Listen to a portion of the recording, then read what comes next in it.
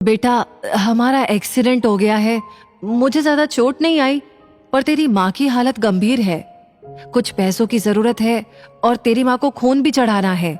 62 साल के माधव जी ने अपने बड़े बेटे से फोन पर कहा, पापा, मैं बहुत व्यस्त हूँ आजकल, मेरा आना नहीं हो सकेगा। मुझे विदेश में नौकरी का पैकेज मिला है, तो बस उसी की तैयारी कर रहा हूँ। आपका भी तो यही सपना था ना, इसलिए हाथ भी तंग चल रहा है। पैसे की व्यवस्था कर लीजिए, मैं बाद में दे दूंगा। उनके बड़े इंजीनियर बेटे ने जवाब दिया। उन्होंने अपने दूसरे डॉक्टर बेटे को फोन किया तो उसने भी आने से मना कर दिया। उसे अपनी ससुराल में शादी में जाना था। हाँ, इतना जरूर कहा कि पैसों की चिंता मत कीजिए, मैं भिजवा दूंगा। ये अलग बात है कि उसने कभी पैसे नहीं भिजवाए। उन्होंने बहुत ही मायूसी से फोन रख दिया। अब उस नालायक को फोन करके क्या फायदा? जब ये दो लायक बेटे कुछ नहीं कर रहे तो वो नालायक क्या कर लेगा? उन्होंने सोचा और बोझिल कदमों से अस्पताल में पत्नी के पास पहुंचे और कुर्सी पर ढेर हो गए। पुरानी बातें याद आने लगी। माधव राय जी स्कूल में शिक्षक थे। उनके 3 बेटे और एक बेटी थी। बड़ा इंजीनियर और मझला डॉक्टर था। दोनों की शादी बड़े घराने में हुई थी। दोनों अपनी पत्नियों के साथ अलग अलग शहरों में रहते थे। बेटी की शादी भी उन्होंने खूब धूमधाम से की थी। सबसे छोटा बेटा पढ़ाई में ध्यान नहीं लगा पाया था। 11वीं के बाद उसने पढ़ाई छोड़ दी और घर में ही रहने लगा। कहता था, मुझे नौकरी नहीं करनी, अपने माता पिता की सेवा करनी है। पर मास्टर साहब उससे बहुत नाराज रहते थे। उन्होंने उसका नाम नालायक रख दिया था।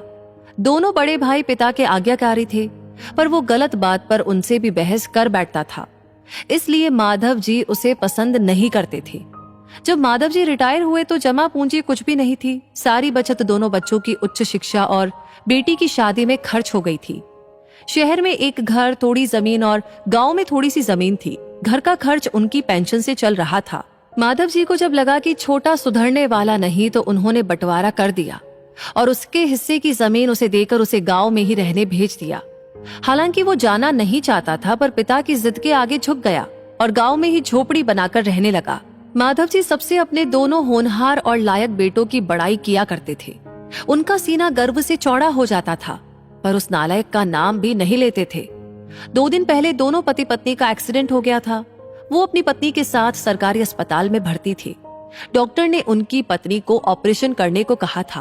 पापा, पापा, ये सुनकर तंद्रा टूटी तो देखा सामने वही नालायक खड़ा था।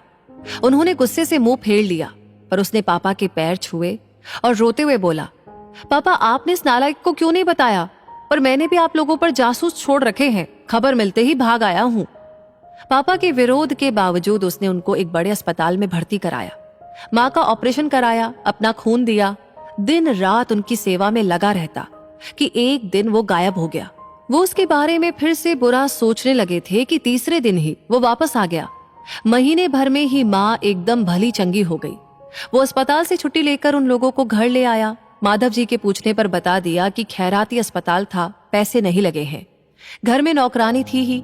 वो उन लोगों को छोड़कर वापस गांव चला गया। धीरे धीरे सब कुछ सामान्य हो गया। एक दिन यूं ही उनके मन में आया कि उस नालायक की खबर ली जाए। दोनों जब गांव के खेत पर पहुंचे तो झोपड़ी में ताला देखकर चौंक गए। उनके खेत में काम कर रहे आदमी से पूछा तो उसने कहा कि ये खेत अब मेरे हैं। क्या? पर ये खेत तो...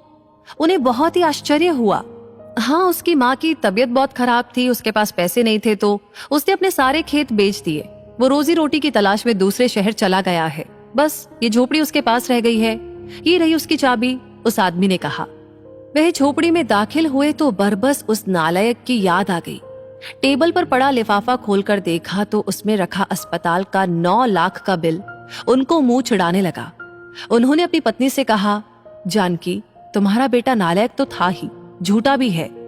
अचानक उनकी आंखों से आंसू गिरने लगे और वो जोर से चिल्लाए, तू कहां चला गया नालायक? अपने पापा को छोड़कर एक बार वापस आ जा, फिर मैं तुझे कहीं नहीं जाने दूंगा।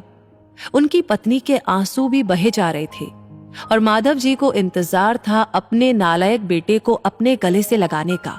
सचमुच बहुत नालायक था वो। ये कहानी आपको कैसी लगी? इस कहानी को सुनते हुए आपने क्या महसूस किया? प्लीज कमेंट सेक्शन में जरूर शेयर कीजिएगा। साथ ही इस स्टोरी को लाइक आपने ऑलरेडी कर दिया है और ऐसी कहानियां हमेशा आपको आगे मिलती रहे उसके लिए हमारे पेज को फॉलो करना ना भूलें, क्योंकि आपके लाइक, शेयर और कमेंट्स हमें इंस्पायर करते हैं ऐसी कहानियों पर काम करने के लिए।